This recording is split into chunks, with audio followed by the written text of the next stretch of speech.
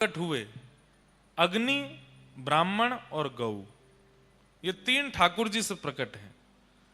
तो गोपाष्टमी के दिन ठाकुर जी के श्री अंग से गौ का प्रादुर्भाव हुआ है। एक प्रकार से गौ की सेवा ठाकुर सेवा के समान ही है, ठाकुर जी को बहुत प्रिय है। गायन सो ब्रज छायो, वैकुंठ बिसरायो। गायन के हेत गिरी कर ले उठायो, आगे गाय पाछे गाय, इत गाय उत गाय, गोविंद को गायन में बस वो ही भावे। ठाकुर जी को गैयाओं में रहना ही प्रिय लगता है और उन गैयाओं से ही हम दूर हो गए। तो हमारी प्रार्थना है, ऊंझा वाले जरूर जाइएगा, नंदगांव गौशाला का दर्शन करके आना, पथमेड़ा गौधाम जाकर के आना और कुछ सेवा करके आना। निश्चित ही तन से कर सको तन से करे आना, मन से धन से, मन से मत करना, तन से और धन से करना। बहुत चतुर हैं हम लोग। हाँ महाराज जी आपने कह दी, हमने आंख बंद करके यहीं से हुआ है, मन से हो गई सेवा। गैया के पाम दबाए, गोबर उठा के थापी आए, दूध निकारी आए, गैया पे हा मन से सेवा हो गई। मन से सेवा ठाकुर की कर लो। श्रीमद् वल्लभाचार्य जी महाराज कहते हैं, मानसी सेवा ठाकुर जी को प्रत्यक्ष सेवा से भी ज्यादा प्रिय लगती है। मानसी सेवा कैसी? नित्य ठाकुर जी का श्रृंगार करने के बाद नेत्र बंद करो, आहा कितनी सुंदर सेज है, उस पर हमारे लाल जी बैठे हैं, सुंदर ठाकुर जी के चरणों में अभी सुंदर शमामा का इत्र लगा रहे हैं, हिना का इत्र लगा रहे हैं, ठाकुर जी को सुंदर पोशाक पहनाइए। अरे हम सामान्य नहीं, हम तो सोना चांदी के आभूषण धराएंगे ठाकुर जी को। कितने सुंदर मणि माणिक के ठाकुर जी ने आभूषण पहने हैं, आहा कैसा सुंदर मुकुट धारण किया, कैसी लटकन है वहां पे, चले काहे ठाकुर जी के गालन से टकरावे, मकराकृत कुंडल हैं, आहा कैसी मधुर मधुर वेणु बजा रहे हैं ठाकुर जी, तिरछे नयन इधर उधर चला रहे हैं। अच्छा मुंह से मांग रहे हैं कि मुंह को माखन खवाए दे। मैं तुरंत गयो दही बिलोय के वामे तो माखन लेके आयो, ठाकुर जी को खवा रहा हूं, ठाकुर जी प्रेम से पा रहे हैं। मन से ऐसी सेवा कर सकते हो ठाकुर जी की, गैया की नहीं। गैया की तो तन से करके आओ, गैया की तो धन से करके आओ। ठाकुर के अलावा ठाकुर के संबंध की वस्तुओं की मानसी सेवा नहीं होती, उनसे तो उनकी तो तन से होनी होती है। अब संतों की भी मन से सेवा कर दो। आहा हमारे घर संत पधारे हैं, 2000 रुपया दिए लिफाफा में धर दिए चरण में, है गई मन से सेवा। पैसा भी खर्च नहीं भय, सेवा भी है गई मन से। ऐसा नहीं, तन से करके आओ। हम कथा में कहते हैं, जिसको गैया से घृणा होती है, गौ गोबर से घृणा होती है, गौ मूत्र से घृणा होती है, ठाकुर जी को उससे घृणा होती है। इसलिए आपसे ठाकुर जी प्रेम करते हैं कि नहीं, इसका पैरामीटर नापना हो तो गैया के बीच में जाकर के देखो। अगर आप सहज हो, अगर आपको भय नहीं होता, अगर आपके चित्त में प्रेम आता है, अगर आपको बहुत सरलता लगती है, गैया का गोबर उठाने में, गौमूत्र इकट्ठा करने में, चरण छूने में, हाथ से पवाने में बहुत सहजता लगती है, तो समझो ठाकुर जी आपसे रीझ गए। गैया देखते ही डर के मारे भागते हैं इधर उधर। ठाकुर जी भी डर के मारे भागते हैं जब आप मंदिर जाते हो। मेरी गैया ते डरे, मोए तोते डर लगे, तू मेरी गैया ते डरे। इसलिए गौ से डरो नहीं, गौ की सेवा करो।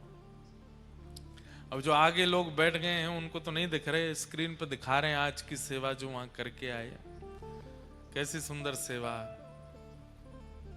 इसलिए आप लोग जाइएगा, खुद दर्शन करके आइएगा पथमेड़ा गौधाम के। परम पूजनीय प्रातः स्मरणीय श्री दत्त शरणानंद जी महाराज वहां पर एक गौ गोपाल कॉरिडोर भी बना रहे हैं, जहां पर एक बार प्रवेश करने के बाद जब व्यक्ति बाहर आएगा तो उसको संपूर्ण गैया की नॉलेज होगी।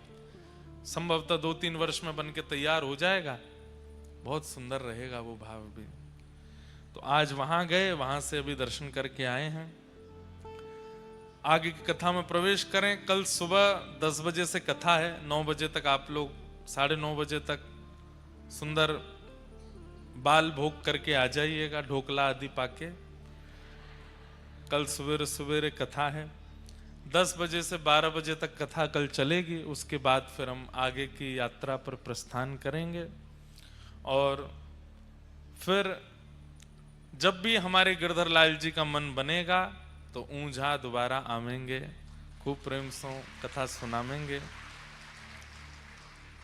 हमारे नायक परिवार ने बड़े मन से, बड़े हृदय से, खूब आनंद के साथ में इस कथा का क्रम रखा। ऊंझा अब अभी तक मुझे लोग बोल रहे हैं कि ऊंझा में लोग कथा सुन रहे हैं। मैंने कहा हाँ, कि देखो सुन रहे हैं। बोले महाराज जी वहां के लोग तो बड़े पंचुअल रहते हैं, बड़े वैसे रहते हैं, आनंद आराम वाले लोग हैं।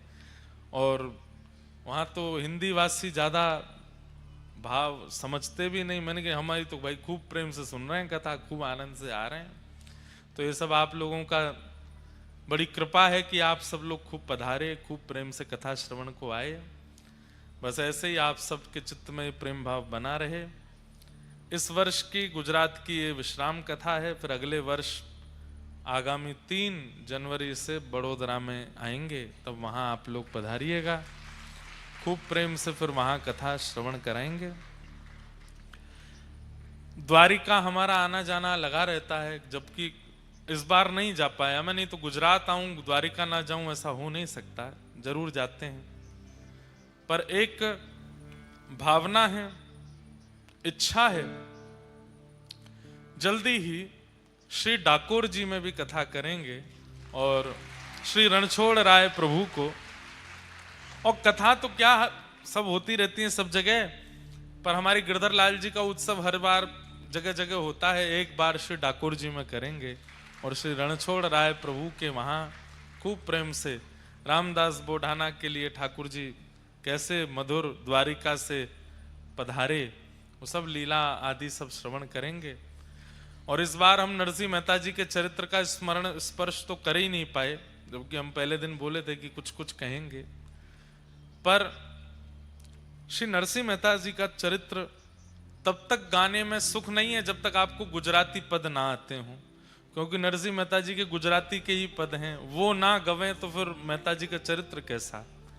तो इसलिए हम जानबूझ करके नहीं बोले हैं कि जब पद हों नरसिंह मेहता जी के और वो गाते हुए जब हम बोलें तो सुख मिलेगा।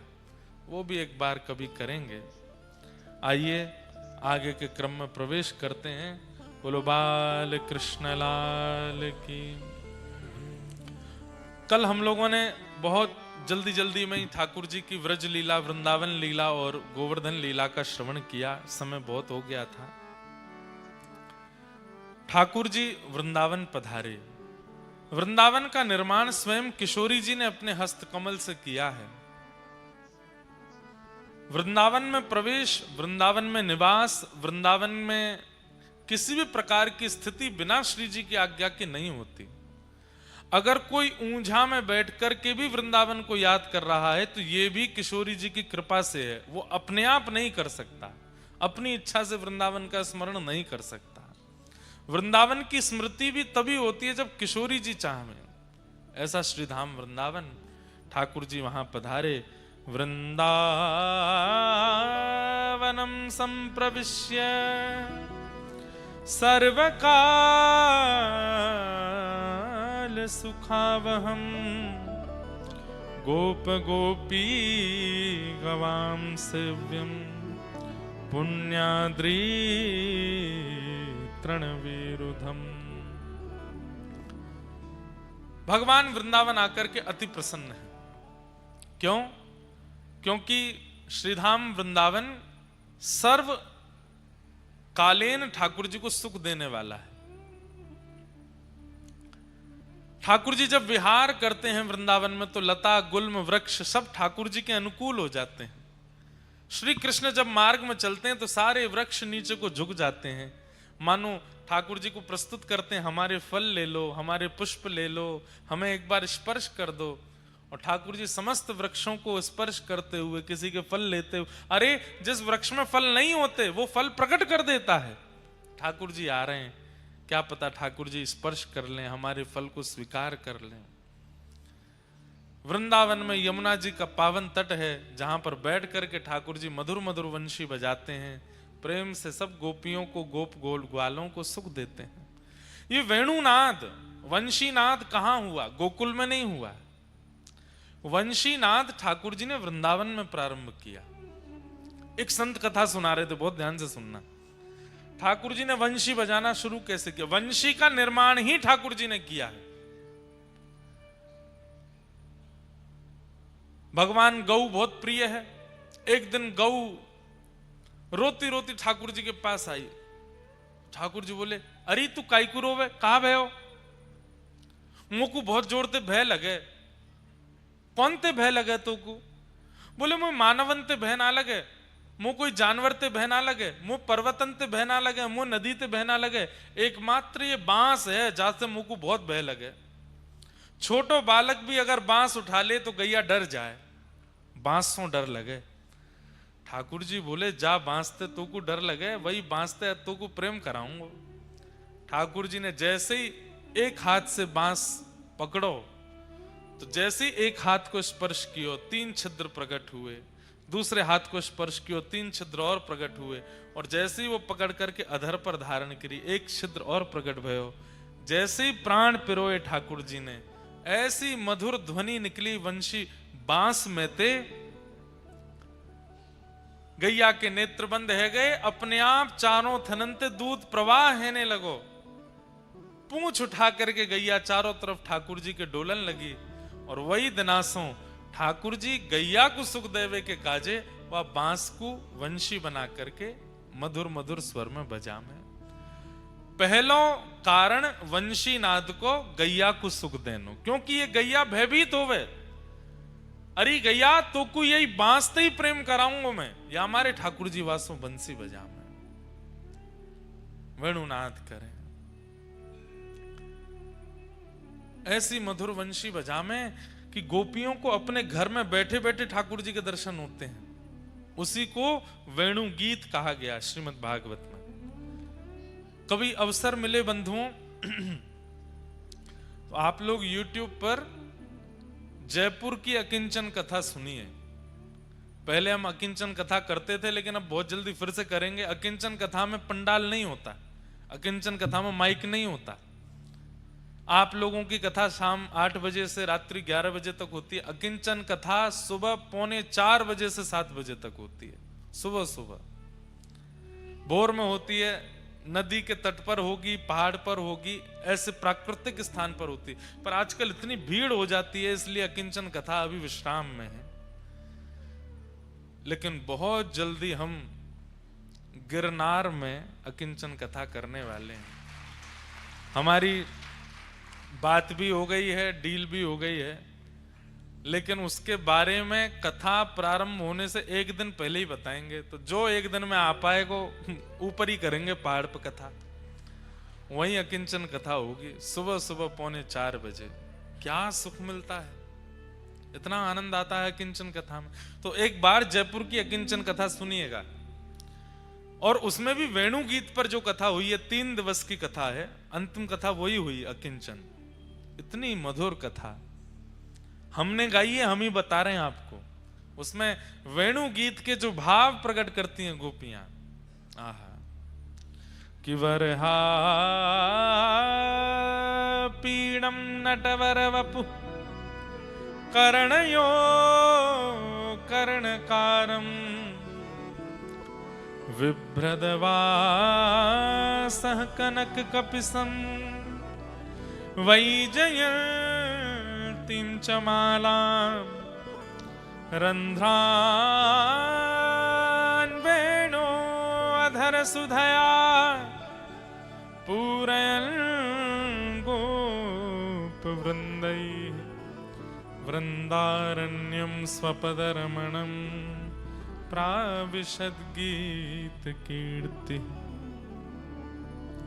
अक्षणवतां फलमिदं न परं विदाम सख्यप्रसूननु विवेशयतोर्वयस्यै वक्त्रं ब्रजेशसुतयोरनुवेणुजुष्टं यैर्वा निपीतमनुरक्तकटाक्षमोक्षम्। गोपियां कहती हैं, ध्यान से सुनिए सब लोग, इधर देखो।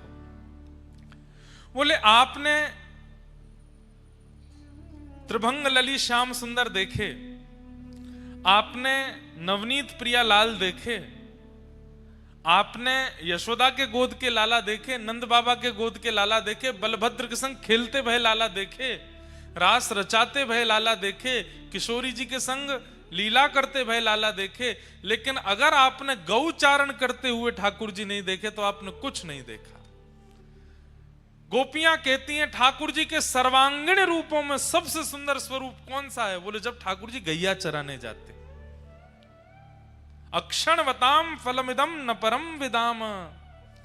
अरे इन आंखों को प्राप्त करने का सबसे बड़ा साफल्य क्या है? इन आंखों से पूरी दुनिया सृष्टि देखना नहीं, इन आंखों से गैया चराते हुए श्री कृष्ण को देखना। गोपियां कहती हैं हम किन शब्दों में वर्णन करें उस झांकी का। जब ठाकुर जी गौचारण करने जाते हैं, ऊंची धोती पहनते हैं, पांव में मोटे मोटे सोने के कड़ूला पहनते हैं, हाथों में कड़ूला पहनते हैं, गले में कोई माला नहीं पहनते, गले में गैया के पाम बांधवे वारे लोमना रस्सी, जहां में गोबर और रज लगी भैया वाकू पहने, सिर पे भी वही लोमना को बांधे, वही में मोर पिछ लगा लें। अब लोमना एक रस्सी है जिससे गैया के चरण बांधते हैं। ठाकुर जी मन में विचार करें कि अब ये लोमना मैंने बांध तो लियो, लेकिन ये सुंदर कैसे लगे।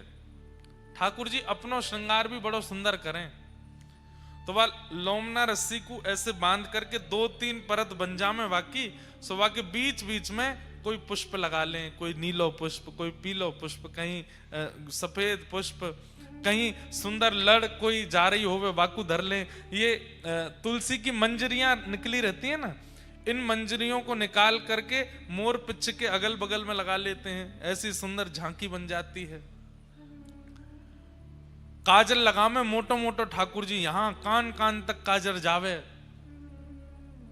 कोई श्रृंगार नहीं, केवल छोटी सी धोती और कमर में सुंदर कारी कमरी बांध करके, और गैयान को हाँकते भय अरी कारी कहां को जा रही, अरी धौरी न कितकुआ, सब गैयान के नाम है। कोई को नाम श्यामा है, कोई को नाम कपिला है, सब गैयान के नाम बोलते बोलते ठाकुर जी चल रहे हैं।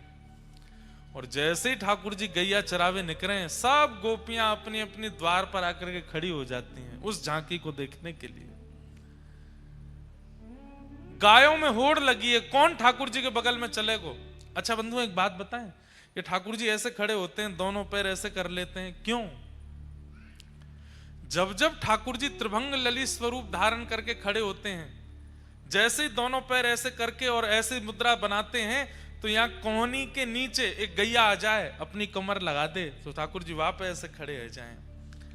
गैया नहीं है तो कोई सखा आ जाए, सखा नहीं है तो कोई वृक्ष जो दूर है, वो मन में विचार करे ठाकुर जी ऐसे त्रिभंगी भये हैं, अरे मैं इतना दूर काय को हूं, तो वो वृक्ष जो जड़ है वो चैतन्य होकर के अपनी डाल वहां तक पहुंचा देता है, ताकि ठाकुर जी को एक सहारा मिल जाए। आज मंदिरों में हम दर्शन करते हैं तो ठाकुर जी को कोई सहारा नहीं दिखता, लेकिन कभी वृंदावन में त्रिभंग ललित श्याम सुंदर को जब आप देखो तो उस समय कुछ इमेजिन किया करो, जैसे या कोहनी के नीचे कोई तो है, या तो गैया है, या तो कोई वृक्ष है, या कोई सखा है, या कोई गोपी है, या दाऊ दादा है, कोई तो है। और कभी कभी अनुभव करते करते स्वयं को ही देख लो, हम खड़े हैं ठाकुर जी के नीचे, यहाँ कंधा लगा के ठाकुर जी ऐसे बंशी बजा रहे हैं। गैयान में होड़ लगी है, कौन खड़ो होगा ठाकुर जी की कोहनी के नीचे। और वह होड़ के चक्कर में गैयान के खुरन से उड़वे वाली धूल ठाकुर जी के प्रश्वेत पसीना से जाकर के चिपक रही है।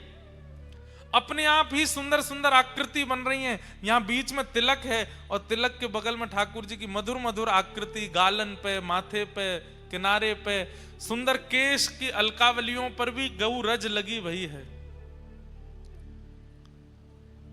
ऐसे ठाकुर जी वन में गैया चरावे के काजे जा रहे हैं। गोपियां कह रही हैं, जिन्होंने ये रूप नहीं देखा, ये छवि नहीं देखी, उन्होंने कुछ नहीं देखा। अक्षणवतां फलमिदं न परम विदाम सख्य प्रसूननु विवेशयतोर्वयस्यै वक्त्रं ब्रजे ससुतयो रणवेणुजुष्टं यैर्वानिपीतमनुरक्तकटाक्षमोक्षम् गोप्यः किमाचरदयं कुशलं स्म वेणु दामोदरो दामोदराधर सुधामपि गोपिकानां भुङ्क्ते स्वयं यद विशिष्ट रसं हृदिन्यो हस्यत्वचोश्रुमुमुचोस्तरवो यथार्या। बांस की बंसी जब ठाकुर जी बजाते हैं तो वो रस, वो स्वर जैसे ही गोपियां सुनती हैं, गोपियों के नेत्र बंद हो जाते हैं और घर में बैठी हुई गोपियों को ठाकुर जी कोसों दूर गैया कैसे चला रहे हैं उसका अनुभव होने लग जाता है। जैसे अब थोड़ा समझिएगा इस भाव को। ठाकुर जी ने किलोमीटरों दूर जाकर के बंशी बजाई, अब वो वेणु की ध्वनि सब गोपियों को सुनाई दी, सब गोपियों के नेत्र बंद होते हैं। पर जिस गोपी के चित्त में उस दिन बहुत प्रगाढ़ प्रेम होता है, उसको ठाकुर जी वन में क्या कर रहे हैं वो दिखने लगता है और वो गोपी बोलने लगती है। तो बाकी की गोपियां अपने अपने घर से निकल के उस गोपी के पास आ जाती हैं और बैठ करके कहती हैं, अरे बता तो श्याम सुंदर कहा कर रहे हैं। तब वो गोपी बताती है, अरे श्याम सुंदर तो अब गिरिराज जी पर चढ़े हैं, गिरिराज जी पर एक शिला पर बैठे हैं, अब यमुना जी में अपने पांव डार करके बैठे हैं। और कहा है रो, बोले ठाकुर जी की वेणुनाथ सुन करके गैया के बछड़ा बछिया जो दूध पी रहे हैं उनको मुख थन में लगो रह गयो है, दूध मुख में है, भीतर निगल नहीं रहे हैं। वन के हिरण वो सब घास चर रहे हैं, लेकिन ठाकुर जी की वंशी की ध्वनि जाते ही मुख में घास लगी रह गई है, चबाना भूल गए, सब कान उठा करके केवल वंशी सुन रहे हैं। यमुना जी की धारा स्तब्ध हो गई है, यमुना जी आगे को बह नहीं रही हैं। क्यों? ठाकुर जी वहीं तट पर खड़े होकर के वंशी बजा रहे हैं, उनके रूप माधुरी का दर्शन कर रही हैं। पवन, वायु जब बह रही है तो जितने वृक्षों का स्पर्श करके वायु आती है, उस वृक्ष, दूर खड़े खड़े वृक्षों के पुष्प प्रार्थना करते हैं, हे पवन देव आप इतनी तीव्रता से बहो ना कि हम टूट करके आपका माध्यम ले लें और आपकी छाया में, आपकी तरंग में बहते हुए श्री कृष्ण के चरणों में जाकर के अर्पित हो जाएं। ये इतनी मधुर वंशी बजा रहे हैं। अरे देखो तो सही, कहा भयो? बोले कहा भयो? बोले वन में खूब तेज धूप है, सूर्य महाराज दर्शन कर रहे हैं ठाकुर जी को, लेकिन तभी आकाश में एक छत्र की भांति एक बादल घूमता भय आयो और जहां जहां श्री कृष्ण जा रहे हैं वहां वहां वो छत्र की तरह बादल ऊपर घूम रहे हैं, कहीं ठाकुर जी पर सीधो प्रकाश नहीं पड़े। ये सब दर्शन किसको हो रहे हैं? गोपियों को हो रहे हैं अपने घर में बैठ करके, और श्री शुकाचार्य जी उसका वर्णन कर रहे हैं।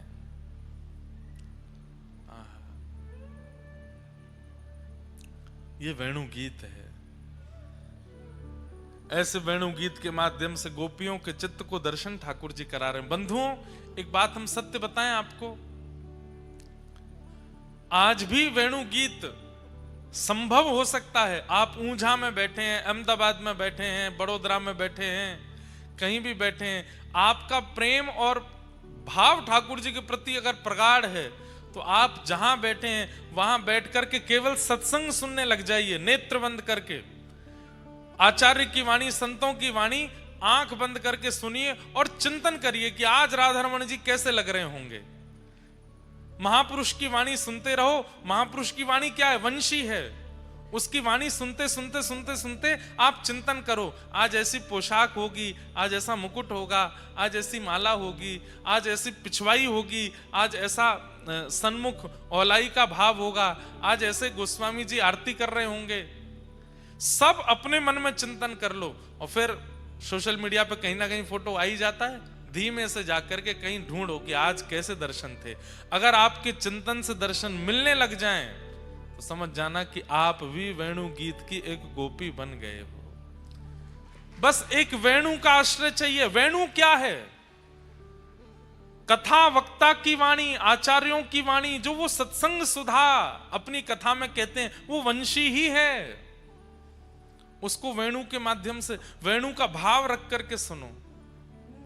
आप कथा सुनते हैं, अपने घरों पर सुनते हैं, गाड़ियों में सुनते हैं, इसी भाव से सुनो कि ठाकुर जी की वंशी है, मुरली है, वंशी है, वेणु है, अलग अलग प्रकार हैं। कोई बहुत बड़े महापुरुष हैं जो ज्ञान वैराग्य की चर्चा करते हैं, उनके प्रति भाव रखो, ये वंशी हैं। कोई बड़ी रसभरी चर्चा करते हैं, ठाकुर जी की मधुर मधुर लीला सुनाते हैं, ये वेणु हैं। कोई थोड़ी ज्ञान वैराग्य की भी बात करते हैं, रसभरी चर्चा भी करते हैं, मधुर मधुर संगीत भी सुनाते हैं, ये कौन? ये मुरली हैं। और यही भाव रखो, अब वंशी सुन रहे हैं, अब वेणु सुन रहे हैं, अब मुरली सुन रहे हैं। आप आचार्य वाणियों को ठाकुर जी की वंशी मान करके जब सुनने लग जाओगे, जिन ठाकुर का चिंतन करोगे, जहां बैठ करके करोगे, एक बार नहीं, 2 बार नहीं, 10 बार नहीं, कुछ प्रयास करते करते ऐसा होने लगेगा कि आप कितनी भी दूर बैठे हो, सत्संग वार्ता सुनते सुनते जैसा चिंतन करोगे वैसा श्रृंगार ठाकुर जी का होगा। आपको वहीं बैठ के अनुभव हो जाएगा। ताज बेगम कथा आती है, हिंदू नहीं थी, वो मुस्लिम थी। मंदिरों में प्रवेश वर्जित था उनके लिए। क्या करती थी? तो मंदिरों के बाहर जो संत महापुरुष बैठे कीर्तन करते, कथा सुनाते, उनके पास बैठ जाती और उनकी कथा सुनते सुनते नेत्र बंद कर लेती। मंदिर में तो नहीं जा सकती, निषेध है मेरा जाना। बाहर ही बैठे बैठे चिंतन करती। आज ठाकुर जी ने लाल पोशाक पहनी होगी, आज स्वर्ण का मुकुट धारण किया होगा, कानों में मकराकृत मत्स्याकृत कुंडल पहने होंगे, गले में मोतीन की माल होगी। आज भोग में ठाकुर जी को ये पधराया होगा, कढ़ी भोग होगा, चावल भोग होगा, ऐसा भोग होगा। वहीं बैठे बैठे चिंतन करती और जैसे ही मंदिर से दर्शनार्थी बाहर निकल के आते तो बस उनके आगे हाथ जोड़ के कहती, हमें और कुछ नहीं, बस इतना बता दो आज पोशाक कैसे वर्ण की है। और जैसे ही वो आके कहता, आज तो ठाकुर जी ने लाल वर्ण की पोशाक पहनी, बस वहीं ताज बेगम नृत्य करने लगती कि मैं भले भीतर नहीं जा पाती पर ठाकुर मोह बाहर आके दर्शन कराए थे। आचार्य वाणी क्या है? सत्संग सुधा क्या है? कथा वार्ता क्या है? ये ठाकुर जी की वंशी ही है। इसको वेणु मान करके सुनो और वेणु में भी ऐसी भावना रखो। बंधुओं, एक बार के प्रयास से वो वेणु जैसा अनुभव नहीं कराएगी, समय देना पड़ेगा, साल भर भी लग सकता है, पर भावना आपको धारण करनी पड़ेगी कि ये वक्ता की वाणी वेणु है, यही ठाकुर जी की वंशी है। सुनते सुनते सुनते सुनते एक दिन ऐसा आएगा आपको शब्दों में स्वर का अनुभव होने लगेगा और शब्दों में ही ठाकुर जी का दर्शन होने लगेगा, अनुभूति होने लगेगी और उसी अनुभूति से एक दिन साक्षात्कार हो जाएगा ठाकुर जी के उस मधुर स्वरूप का।